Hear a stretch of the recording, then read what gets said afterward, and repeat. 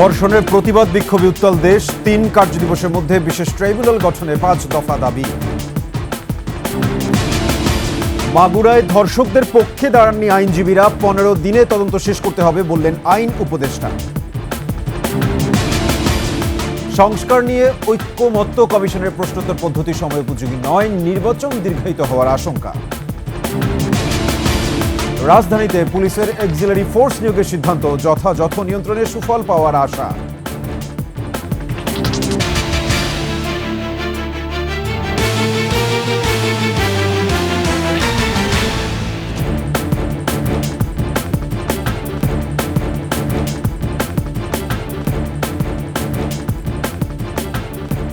শুনছিলেন সংবাদ শিরোনাম। আমন্ত্রণ রাতের ২১শে সংবাদের সাথে আছি আমি সাব্বির আহমেদ। দর্শক, ২১শে টেলিভিশনের সংবাদ একই সাথে সরাসরি দেখতে পাবেন আমাদের ফেসবুক পেজ www.facebook.com/21she24 অনলাইনে। এছাড়া সাবস্ক্রাইব করতে পারেন www.youtube.com/21sheetv চ্যানেলে। মাগুরা সহ দেশ জুড়ে ধর্ষণের ঘটনায় বিক্ষোভে উত্তাল রাজধানী। ৩ কার্যদিবসের মধ্যে বিশেষ ট্রাইব্যুনাল গঠন এবং ১ মাসের মধ্যে বিচার শেষ করা সহ ৫ দফা দাবি ঘোষণা করেছে ধর্ষণ বিরোধী মঞ্চ। তবে দিনভর স্বরাষ্ট্র উপদেষ্টার পদত্যাগের দাবি ওঠে ঢাকা বিশ্ববিদ্যালয়ের প্রতিবাদী কর্মসূচি থেকে। এছাড়া প্রাইভেট বিশ্ববিদ্যালয় ছাড়াও বিভিন্ন শিক্ষা প্রতিষ্ঠানে বিক্ষোভ হয়। এ সময় ধর্ষণ, নারী ও শিশুর উপর সহিংসতা বেড়ে যাওয়ায় উদ্বেগ জানিয়ে দ্রুত বিচারের দাবি জানানো হয়। রিপোর্ট করেছেন দীপু শিকদার।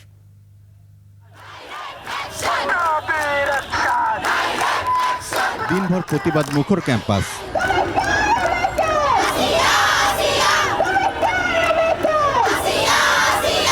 সারা দেশে ধর্ষণের ঘটনায় রোববার রাতে ঢাকা বিশ্ববিদ্যালয় ক্যাম্পাসে বিক্ষোভ করে শিক্ষার্থীরা। এর আগে একের পর এক ধর্ষণের ঘটনায় উদ্বেগ প্রকাশ করেন শিক্ষক শিক্ষার্থীরা। বের করা হয় লাঠি মিছিল।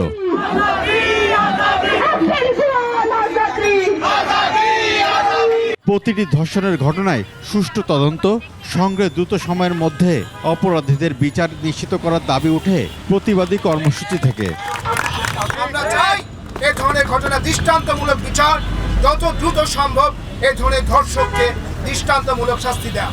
আমাদের ক্যাম্পাসের মধ্যে এসে ক্যাম্পাসের কর্মচারীরা বা যাই হোক বহিরাগত মানুষরা আমাদের সহপাঠীদেরকে নিপীড়ন করছে।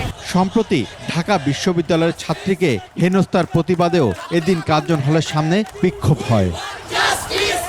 দ্রুত কোনো দৃশ্যমান কার্যক্রম না নেয়, সেক্ষেত্রে আমরা এটিকে তাদের একটি অনরসতা এবং অমনোযোগিতার একটা আহ্বান মনে করব। ঢাকা মেডিকেলের ইন্টার্ন চিকিৎসকরা বিক্ষোভ করেন রাজু ভাস্কর্যের সামনে। কেন্দ্রীয় শহীদ মিনারেও ছিল ধর্ষকদের বিচারের দাবিতে কর্মসূচি। আমি একজন মা হিসেবে ঘর থেকে বের হওয়ার পর আমি নিজেও খুব আতঙ্কে থাকি।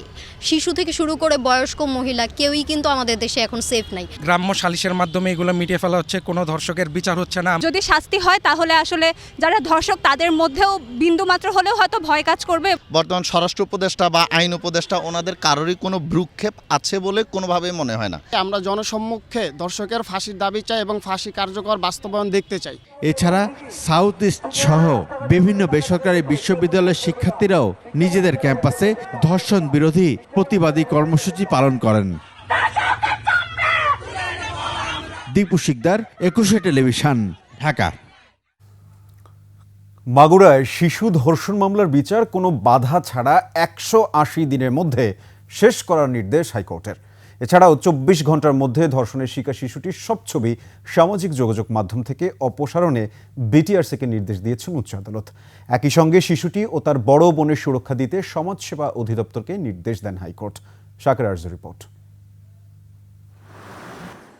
রোববার সকালে বিচারপতি ফারা মাহবুব ও বিচারপতি দেবাশিস রায় চৌধুরীর বেঞ্চে মাগুরায় ধর্ষণের শিকার শিশুটির বিভিন্ন মাধ্যমে আসা ছবি ও নাম তুলে ধরেন আইনজীবী ব্যারিস্টার মাহসিব হোসাইন।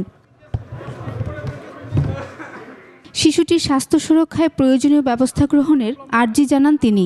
পরে ধর্ষণের শিকার শিশুটির সব ছবি সামাজিক যোগাযোগ মাধ্যম থেকে অপসারণের নির্দেশ দেন হাইকোর্ট। টিআরসি আর ল এনফোর্সমেন্ট এজেন্সির উপরে ডাইরেকশন দেওয়া আছে যাতে করে এটাকে রিমুভ করে দেওয়া হয়।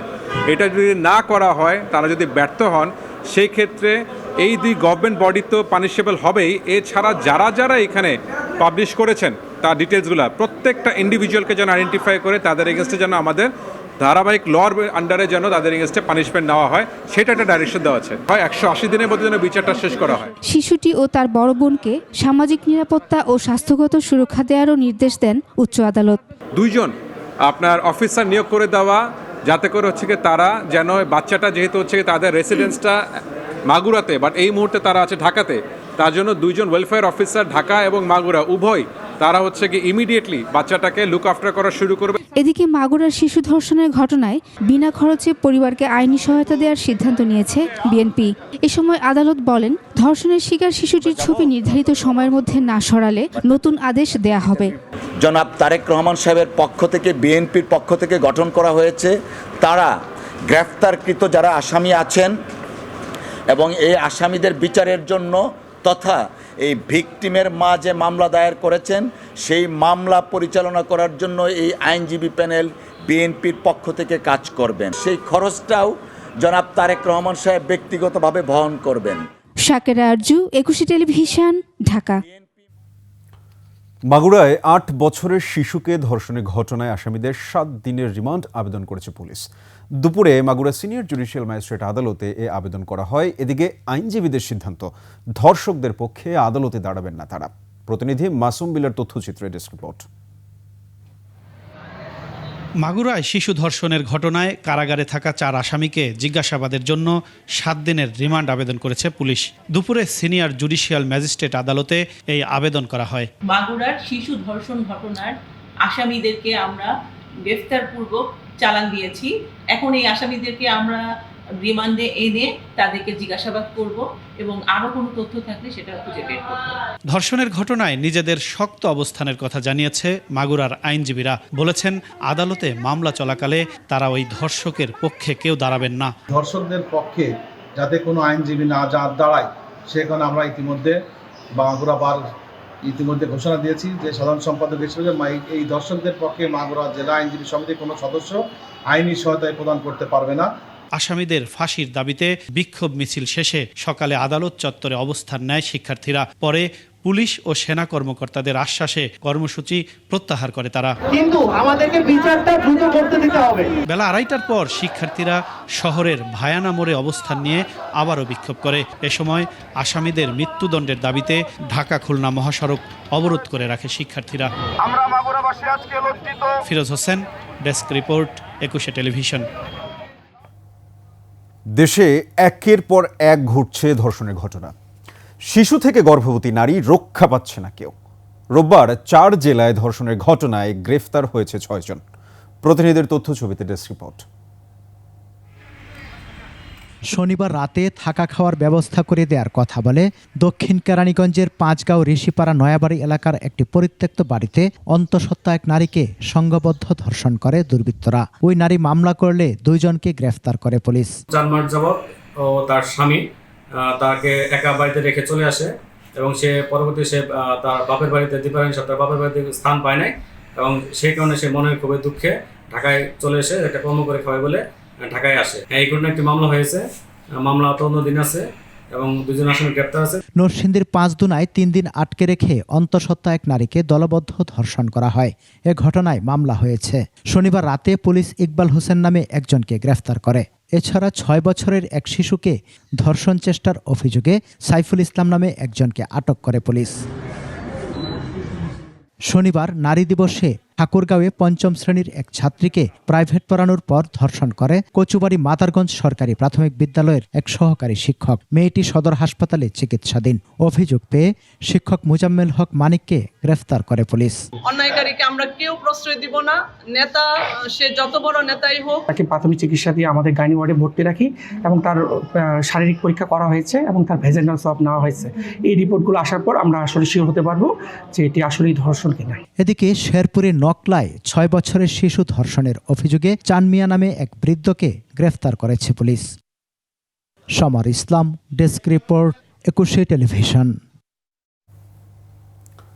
আইনশৃঙ্খলা পরিস্থিতি নিয়ন্ত্রণে ব্যর্থতার দায় স্বীকার করে জনগণের কাছে ক্ষমা চেয়েছেন আইন উপদেষ্টা ডক্টর আসিফ নজরুল। সচিবালয়ে 3 উপদেষ্টা সংবাদ সম্মেলনে তিনি বলেন, এখন থেকে সরকার আইনশৃঙ্খলা পরিস্থিতি নিয়ন্ত্রণে আরও কঠোর হবে। নারীর প্রতি সহিংসতা রোধে ধর্ষণ ঘটনার তদন্ত 15 দিনের মধ্যে শেষ করতে সরকার নতুন আইন পাশ করতে যাচ্ছে বলেও জানান আসিফ নজরুল। এদিকে সকালে ঢাকা সিএমএইচে মাগুরায় ধর্ষণের শিকার শিশুটিকে দেখতে যান স্বরাষ্ট্র উপদেষ্টা। মফিউর রহমানের রিপোর্ট। সমসাময়িক বিভিন্ন ইস্যু নিয়ে যমুনায় প্রধান উপদেষ্টার সঙ্গে বৈঠক শেষে সচিবালয়ে এই সংবাদ সম্মেলন। আইন মন্ত্রণালয়ে সংবাদ সম্মেলনে উপস্থিত ছিলেন স্বরাষ্ট্র উপদেষ্টা, আইন উপদেষ্টা এবং তথ্য ও সম্প্রচার উপদেষ্টা। স্বরাষ্ট্র উপদেষ্টা জানান, হিজবুত তাহরির সহ সব ধরনের জঙ্গিবাদের বিরুদ্ধে সরকার জিরো টলারেন্স নীতি গ্রহণ করেছে। নারী ও শিশু নির্যাতন রোধে নেওয়া হবে কঠোর ব্যবস্থা। সম্প্রতি ঘটে যাওয়া ধর্ষণের ঘটনাগুলির সঙ্গে জড়িত অপরাধীদের বিচার নিশ্চিত করা হবে এবং কঠোর শাস্তির আওতায় আনা হবে। নারীরা নির্ভয়ে নির্বিঘ্নে ঘরে বাইরে দায়িত্ব পালন করবে। এতে যারা তাদের বাধা দিতে আসবে, সহিংসতা করতে আসবে, তাদের আইনের আওতায় নিয়ে আসা হবে। এ ব্যাপারে বিন্দুমাত্র ছাড় দেওয়া হবে না। আইন উপদেষ্টা বলেন, ধর্ষণ মামলার বিচারকাল 180 দিন থেকে কমিয়ে 90 দিন এবং তদন্তকাল 30 দিন থেকে কমিয়ে 15 দিন করার জন্য নতুন একটি আইন প্রণয়ন করা হবে। নির্ধারিত 90 দিনের মধ্যে বিচার শেষ না হলেও আসামি জামিন পাবে না। এছাড়া শিশু আসিয়ার ধর্ষণের বিচার দ্রুত শেষ করার আশ্বাস দেন তিনি। ডিএনএ ফরেনসিক রিপোর্ট করার সুযোগ সুবিধা অত্যন্ত অপ্রতুল, এই জন্য ধর্ষণের মামলার বিচার অনেক দেরি হয়ে যেত। তো আমরা স্টেক হোল্ডারের সাথে আলাপ করে একটা সংশোধনী আনবো যে উপযুক্ত ক্ষেত্রে বিচারক যদি মনে করে শুধুমাত্র মেডিকেল সার্টিফিকেটের ভিত্তিতেই এই মামলার বিচার কার্য এবং তদন্ত কার্য চালানো সম্ভব, তাহলে সেরকম ব্যবস্থা উনি নিতে পারবে। ধর্ষণের মামলা যদি 90 দিনের মধ্যে বিচার সম্পন্ন নাও হয়, এই অজুহাতে কাউকে জামিন দেওয়া যাবে না। গেল 7 মাসে সরকারের নানা রকম ব্যর্থতার জন্য জনগণের কাছে ক্ষমা চান তিনি। আমরা আপনাদের কাছে ক্ষমা প্রার্থী, আমাদের অনেক ব্যর্থতা আছে, কিন্তু আমরা উত্তরোত্তর চেষ্টা করি এবং আজকে আমরা সিদ্ধান্ত নিয়েছি আমরা আরও কঠোর হব, আরও সজাগ হব, আরও কোঅর্ডিনেটেড ওয়েতে আমরা কাজ করব। তথ্য ও সম্প্রচার উপদেষ্টা জানান, ভুল তথ্য প্রচার মনিটর করার জন্য বিশেষ ব্যবস্থা নেবে তথ্য মন্ত্রণালয়। মব জাস্টিস পরিস্থিতি তৈরি হলে অথবা কোনো ধরনের থানা ঘেরাও থেকে শুরু করে যে কোনো ধরনের নৈরাজ্যকর পরিস্থিতি হলে এবার থেকে আমরা খুব কঠোর ভূমিকা রাখবো এবং ওখানেই গ্রেপ্তার থেকে শুরু করে ওখানেই আমরা যথাযথ আইনি ব্যবস্থা নেওয়ার ব্যাপারে সব স্টেক হোল্ডারদেরকে বলে দিয়েছি। গত 7-8 মাসে যে যেখানে ঝামেলা করছে, যে যেখানে মব জাস্টিস করছে, সবই আমরা গোয়েন্দা সংস্থা অ্যাক্টিভ আছে। এদিকে মাগুরায় ধর্ষণের শিকার শিশুটিকে দেখতে সকালে সম্মিলিত সামরিক হাসপাতালে যান স্বরাষ্ট্র উপদেষ্টা। তিনি চিকিৎসার খোঁজখবর নেন ও সর্বোচ্চ চিকিৎসা সেবা নিশ্চিত করতে হাসপাতাল কর্তৃপক্ষকে নির্দেশ দেন। সে সময় দোষীদের শাস্তি নিশ্চিতের আশ্বাস দেন স্বরাষ্ট্র উপদেষ্টা। মফিউর রহমান, একুশে টেলিভিশন, ঢাকা।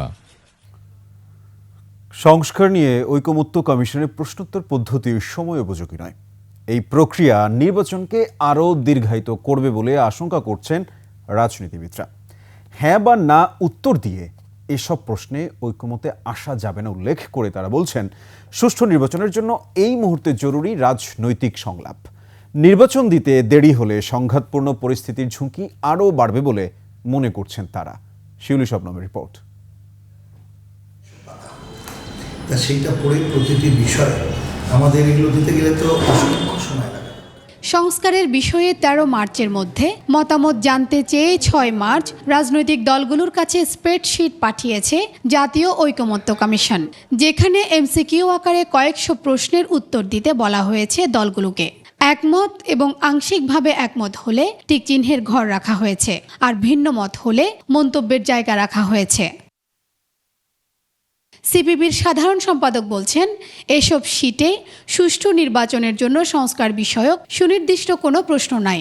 এসব প্রশ্নপত্রের মধ্যে নতুন এক ধরনের মাইন্ডসেট তৈরির চেষ্টা করা হয়েছে বলেও মন্তব্য তার। টিকচিহ্ন দেওয়ার মধ্য দিয়েই আপনাকে কিন্তু প্রভোগ করছে যে তুমি এটা বাস্তবায়ন চাও গণপরিষদের মাধ্যমে, নমক পরিষদে, কিন্তু যেটা এখানকার আলোচ্যসূচি না, আমি কেন সেটাকে অংশগ্রহণ করব বা কেন তিনি এটা করছেন।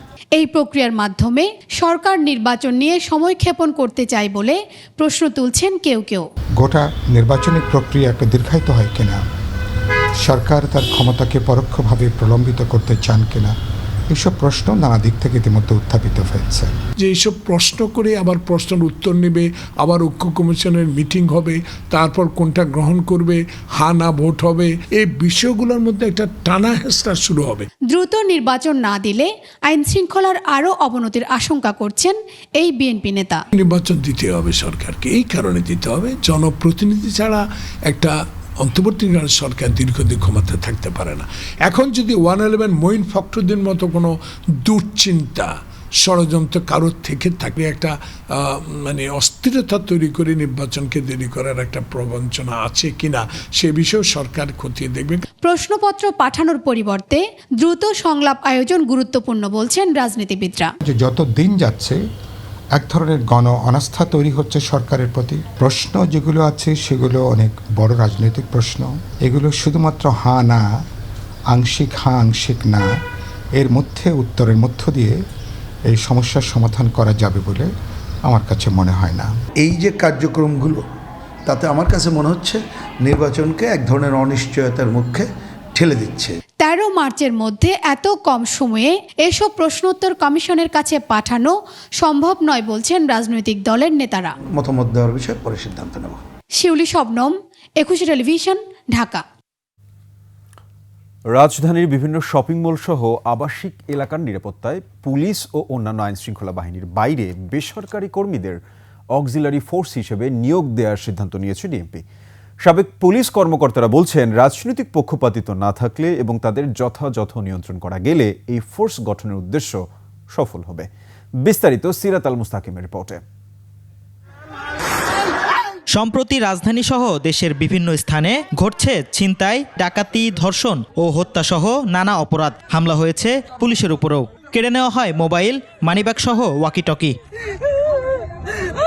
পরিস্থিতি ক্রমেই অবনতি হওয়ায় পুলিশ ও অন্যান্য আইন শৃঙ্খলা বাহিনীর বাইরে বেসরকারি কর্মীদের অক্সিলারি ফোর্স হিসেবে নিয়োগ দেওয়ার সিদ্ধান্ত নিয়েছে DMP. He is regarded as police officer, এবং পুলিশ অফিসার যে দায়িত্ব পালন করে ওই অফিসার একই দায়িত্ব পালন করবে। উনি যে কোনো ব্যক্তিকে অ্যারেস্ট করার সক্ষমতা বা ক্ষমতা প্রাপ্ত হয়েছে। ডিএমপির পক্ষ থেকে সহযোগী পুলিশ নিয়োগের এই সিদ্ধান্তকে পুরোপুরি ইতিবাচক হিসেবেই দেখছেন সাবেক এই পুলিশ কর্মকর্তা।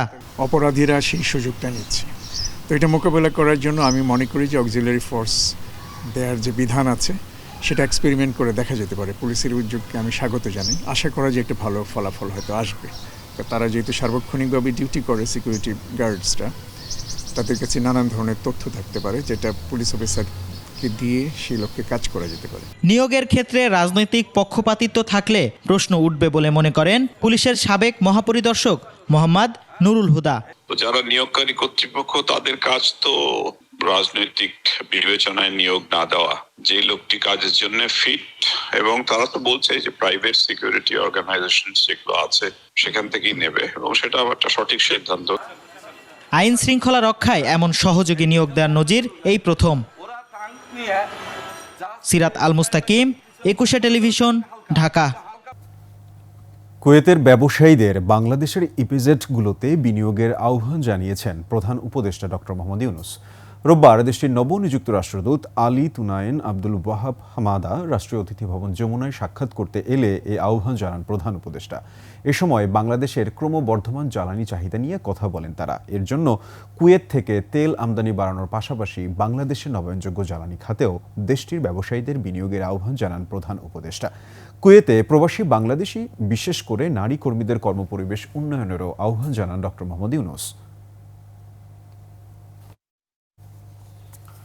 বাংলাদেশের সরকার বদলালে নয়া দিল্লির সঙ্গে ঢাকার সম্পর্কের পরিবর্তন আসতে পারে বলে মন্তব্য করেছেন ভারতীয় সেনা প্রধান জেনারেল উপেন্দ্র দ্বিবেদী।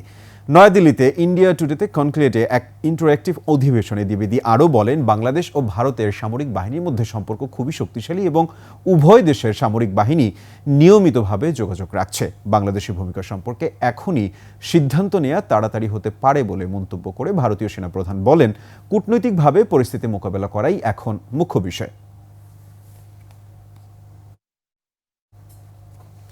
সমাজে নৈতিক শিক্ষা নেই বলেই মাগুরায় নিজ আত্মীয়ের বাড়িতে শিশুটি ধর্ষণের শিকার হয় বলে মন্তব্য করেছেন জামায়াত ইসলামের আমির ডক্টর শফিকুর রহমান। জাতীয় প্রেস ক্লাব মিলনায়তনের শিক্ষক প্রতিনিধি সম্মেলনে জামায়াত আমির এ মন্তব্য করেন। এই সমাজে অনেক পাশবিক, হৃদয় বিদারক অনেক দৃশ্য দেখতে হয়, শুনতে হয়।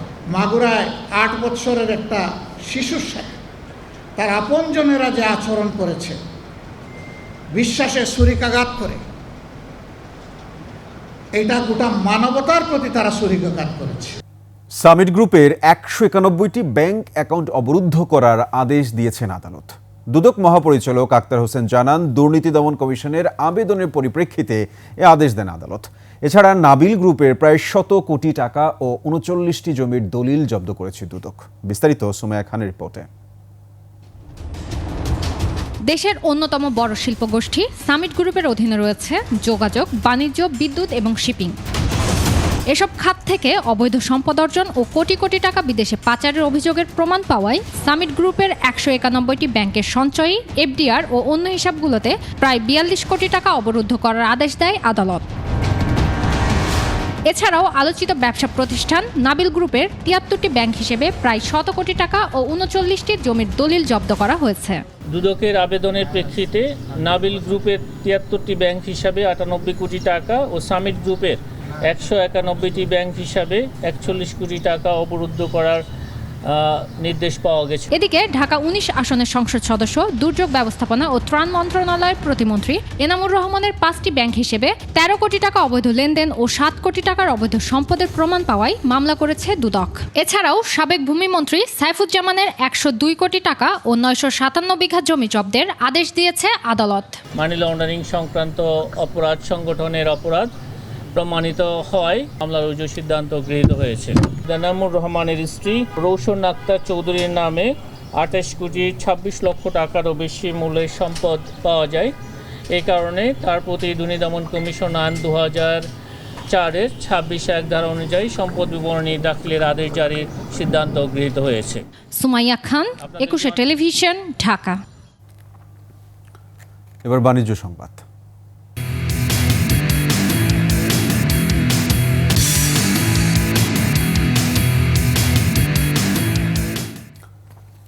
বিশ্ব রেকর্ড গড়ে পর্বতারোহী শাকিলের হিমালয় জয়ের রেকর্ড গড়ার মিশনে পাশে দাঁড়িয়েছে প্রাণ। কক্সবাজার সমুদ্র সৈকত থেকে পায়ে হেঁটে 90 দিনের মধ্যে হিমালয়ের সর্বোচ্চ শৃঙ্গ এভারেস্ট জয় করে এর রেকর্ড গড়তে চলেছেন শাকিল। গত 25 ফেব্রুয়ারি কক্সবাজার থেকে যাত্রা শুরু করে এখন ঢাকায় অবস্থান করছেন তিনি। রোববার এক সংবাদ সম্মেলনে শাকিল জানান, বাংলাদেশ, ভারত ও নেপালের উপর দিয়ে প্রায় 1300 কিলোমিটার পথ পাড়ি দিয়ে এভারেস্ট পৌঁছবেন তিনি। এর আগে অস্ট্রেলিয়ান টিম ম্যাকার্টির 1990 সালে ভারতের গঙ্গাসাগর থেকে পদযাত্রা করে এভারেস্ট জয়ের রেকর্ড ভাঙবেন শাকিল।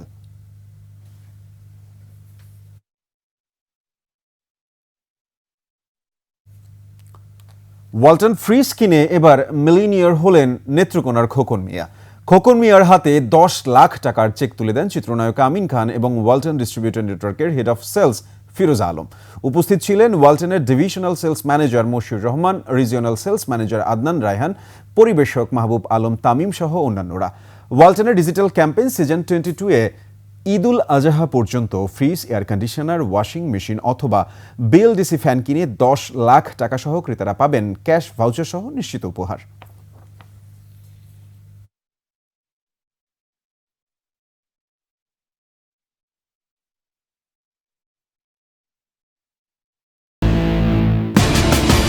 ধর্ষণের প্রতিবাদ বিক্ষোভে উত্তাল দেশ। 3 কার্যদিবসের মধ্যে বিশেষ ট্রাইব্যুনাল গঠনে 5 দফা দাবি।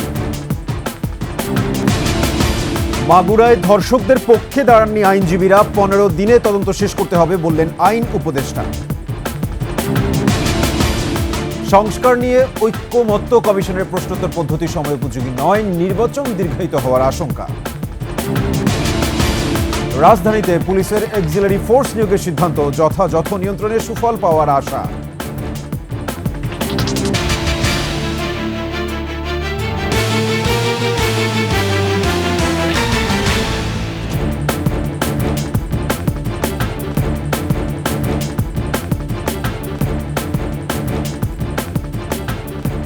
শুনছিলেন সংবাদ শিরোনাম। আমন্ত্রণ রাতের 21 সংবাদের সাথে আছি আমি সাব্বির আহমেদ। দর্শক, 21 টেলিভিশনের সংবাদ একই সাথে সরাসরি দেখতে পাবেন আমাদের ফেসবুক পেজ www.facebook.com/2124 অনলাইনে। এছাড়া সাবস্ক্রাইব করতে পারেন www.youtube.com/21etv চ্যানেলে।